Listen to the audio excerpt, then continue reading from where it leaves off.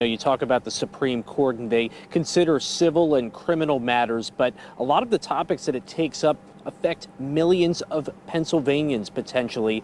And this is one big reason why a lot of people are very interested in this race, especially with issues like public funding for abortions, as well as local municipalities being able to pass their own gun laws is a really big reason why people are paying attention to this race. The two candidates that people are looking at are Democrat Dan McCaffery. He's a Superior Court judge, as well as Montgomery County judge and Republican Carolyn Carluccio.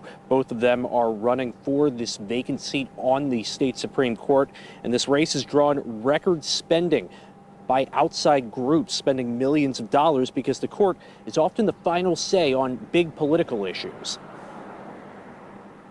What it clearly indicates is the significance of the major issues that the court is likely to have to deal with in the years, in months, and even years ahead. It's truly significant when you think of it in those terms about the importance of these issues and how divisive they are and how deeply divided Pennsylvanians are over these issues. Now, right now, Democrats hold a two-seat advantage on the court, so party control will not change tonight, but it's the personalities and how the candidates will rule on issues that will come before the court that may be more important. Voters are also going to be considering candidates for Superior and Commonwealth courts as well. Those are two lower courts beneath the state Supreme Court. There's also going to be a lot of voters who will be deciding who will represent the magisterial district judge positions as well. We'll be keeping an eye on all of it tonight here on WGAL and WGAL.com. In Harrisburg, Tom Lehman, News 8. Tom, thank you. In counties across Susquehanna Valley, you're voting for county commissioners, city councils, township leaders, and school boards. In Lancaster County, the commissioner's race and school board are bringing people to the polls. News 8's Barbara Barr joins us live from Lancaster tonight. So, Barbara, what's the turnout been like? Well, Jerry, the chief clerk of elections tells me it's slow and steady, and she expects about 30% turnout. You can see a very busy room behind me, volunteers as well as election workers pre-canvassing those mail-in ballots. So far, things have been going well.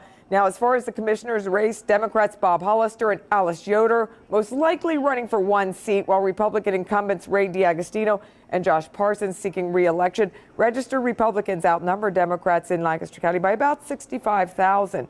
Parsons and D'Agostino have run as a team, pointing to the records of holding the line on taxes, building cash reserves, and helping improve the county's bond rating while laying the groundwork to build a new prison. Democrat Alice Yoder has been a health care executive. She wants to improve children's health care in the county as well as affordable housing. While Bob Hollister, the former Eastern Lancaster County school superintendent, says affordable housing is a big need as well. The chief clerk says there haven't been any major ballot issues, everything running smoothly. Very normal problems that are going on that go on every election. Voters don't know where they're supposed to go, things like that. Voter turnout that we've heard has been pretty steady through the day, about what we expect from a municipal election.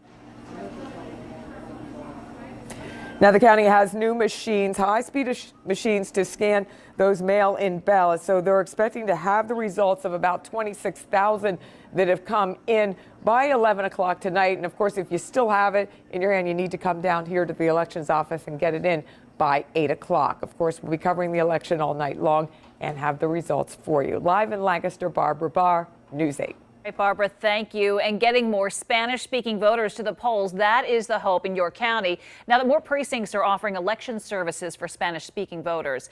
Outside the Appel Center on North George Street, a sign reads, Vota aquí, or vote here. Inside the polling location, there are bilingual paper ballots, as well as voting machines that allow voters to use a touch screen for casting a ballot in Spanish. The county is also providing translator assistance by phone for precincts that need one. I think the more people believe they can understand and have a seamless, process going through it, the more they're going to come out to make their voices heard. And the changes at the polls are the result of a settlement agreement between York County and CASA, Latino advocacy organization. The group sued the county, says it failed to provide election assistance to Spanish-speaking voters.